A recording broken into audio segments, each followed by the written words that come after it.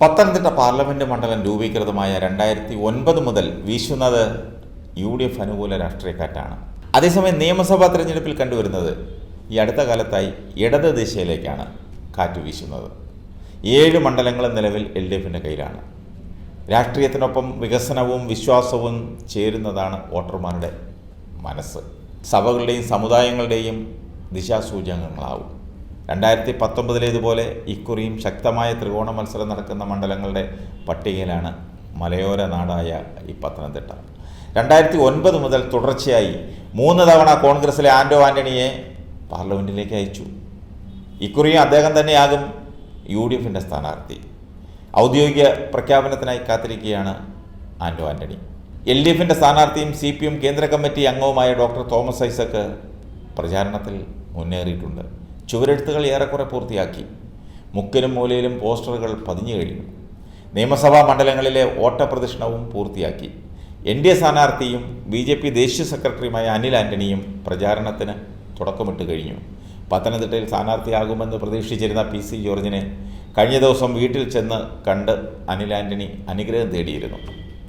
സാഹചര്യം ഇതൊക്കെയാണെങ്കിലും ഓരോ തെരഞ്ഞെടുപ്പിലും ഭൂരിപക്ഷത്തിൽ ഇടിവ് സംഭവിക്കുന്നത് UDFിനെ അലട്ടുന്നുണ്ട്. 2009 1,11,206 വോട്ടുകളുടെ ഭൂരിപക്ഷം 2019 വെറും 44,243 വോട്ടായി താഴ്ന്നു.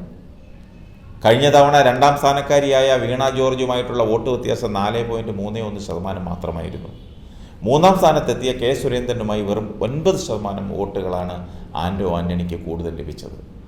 ശബരിമല വിഷയം മുൻനിർത്തി NDA നടത്തിയ പ്രചാരണം ഇടതു വലത് മുന്നണികൾക്ക് വോട്ട് ചോർച്ച ഉണ്ടാക്കിയെന്നും ഇത്തവണ അങ്ങനെ സംഭവിക്കില്ലെന്നും UDF കേന്ദ്രങ്ങളും അതോടൊപ്പം LDF കേന്ദ്രങ്ങളും വിലയിരുത്തുന്നു.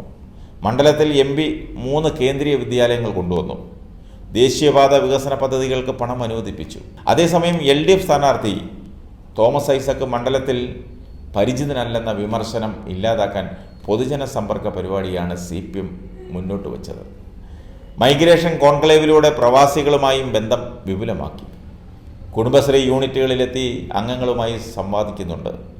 LDFിനപ്പുറത്തേക്ക് വോട്ട് സമാഹരണം അനിവാര്യമാണ്. യുവാക്കളെ ആകർഷിക്കാൻ സോഷ്യൽ മീഡിയ സെല്ലിനെ ശക്തിപ്പെടുത്തിയിട്ടുണ്ട്. 9ാം തീയതിയാണ് LDF മണ്ഡലം കൺവെൻഷൻ ചേരുന്നത്. CPM പോളിറ്റ് ബ്യൂറോ അംഗം MA ബേബി ആ കൺവെൻഷൻ ഉദ്ഘാടനം ചെയ്യും. എന്നാൽ സ്ഥാനാർത്ഥിയുടെ പേരിലുണ്ടായ അസ്വാരസ്യങ്ങൾ BJPയുടെ ഉലച്ചിട്ടുണ്ട്. അച്ചടക്ക നടപടിയിൽ കർഷക മോർച്ച ജില്ലാ പ്രസിഡന്റ് പുറത്തായി. അനിൽ ആൻ്റണി രംഗത്തിറങ്ങിയതോടെ വിവാദങ്ങളെല്ലാം കെട്ടടങ്ങിയ ആത്മവിശ്വാസത്തിലാണ് BJP.